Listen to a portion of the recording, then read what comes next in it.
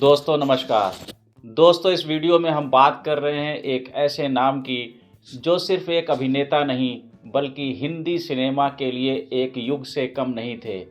एक ऐसा नाम जो पहाड़ की तरह अडिग रहा और जिसके अभिनय में मिट्टी की सौंधी खुशबू थी। दोस्तों हम बात कर रहे हैं गरम धर्म की यानी ही-मैन की, आपके और अपने चहेते धर्मेंद्र की। दोस्तों आज हम उनके उस सफ़र की बात करेंगे जिसने उन्हें हिंदी सिनेमा का वीर बना दिया।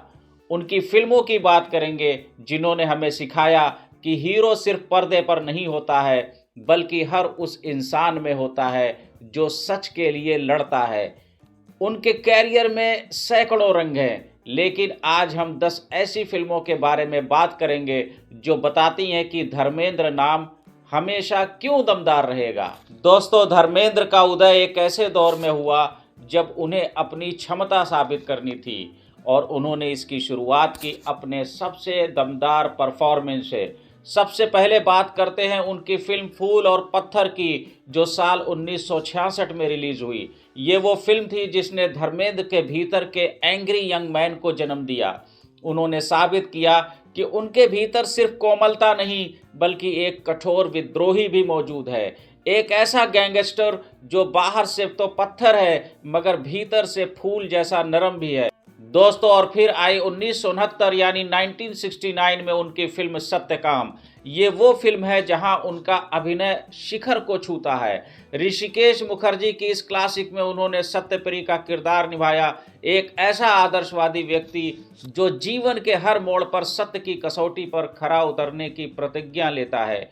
ये फिल्म दिखाती है कि धर्मेंद्र का अभिनय केवल एक्शन तक सीमित नहीं बल्कि गहराई और संवेदनशीलता से भरा हुआ है। दोस्तों 1970 का दशक धर्मेंद्र के नाम लिखा गया था। इस दौर में वो जनता के हीरो बन गए। दोस्तों इसकी सबसे बड़ी मिसाल है साल 1971 में आई उनकी बेहद मशहूर फिल्म मेरा गांव मेरा देश। डाकुओं के खिलाफ उनकी दमदार लड़ाई और गांव वालों के लिए उनका प्यार। दोस्तों ये वो फिल्म थी जिसने उनकी एक्शन हीरो वाली छवि को अमर करा दिया। साल 1975 में रिलीज हुई उनकी फिल्म प्रतिज्ञा और 1973 में जुगनू में उन्होंने भरपूर मसाला एक्शन दिया जिसे दर्शक आज भी देखना पसंद करते हैं। दोस्तों ये वो दौर था जब उन्होंने कॉमेडी और एक्शन का परफेक्ट मिश्रण बनाना शुरू किया। दोस्तों साल 1973 में आई उनकी फिल्म यादों की बारात को जरा याद करिए।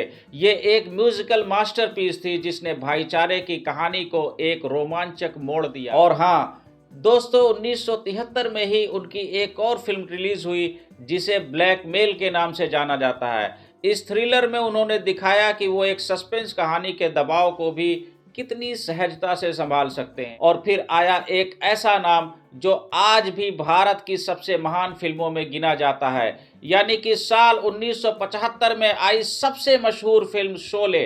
वीरू का किरदार एक शराबी, एक मजाकिया लेकिन अपने दोस्त के लिए जान देने वाला। दोस्तों जरा याद करिए पानी की टंकी वाला वो मशहूर सीन, बसंती इन कुत्तों के सामने मत नाचना। दोस्तों ये वो डायलॉग था कि आज भी हर भारतीय की जुबान पर चढ़ चुका है। दोस्तों इसमें कोई शक नहीं कि फिल्म शोले ने धर्मेंद्र को लीजेंड बना दिया। इसी साल उन्होंने एक और रिकॉर्ड तोड़ा, यानी 1975 में आई उनकी फिल्म चुपके चुपके।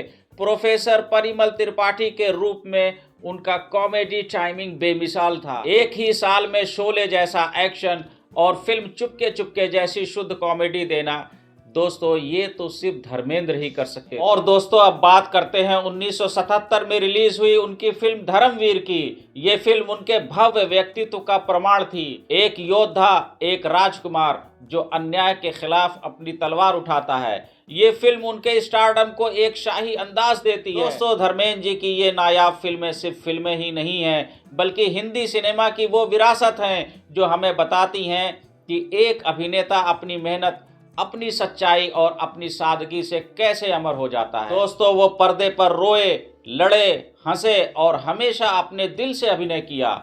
यही वजह है कि आज भी उनकी आवाज़, उनका अंदाज हमारे दिलों में ही मैन बनकर गूंजता है। दोस्तों धर्मेंद्र जी की जिंदगी और उनके फिल्मी सफ़र से हमें ये प्रेरणा मिलती है कि चाहे आप कितने भी बड़े स्टार बन जाएं, अपने जड़ों को कभी नहीं भूलना चाहिए।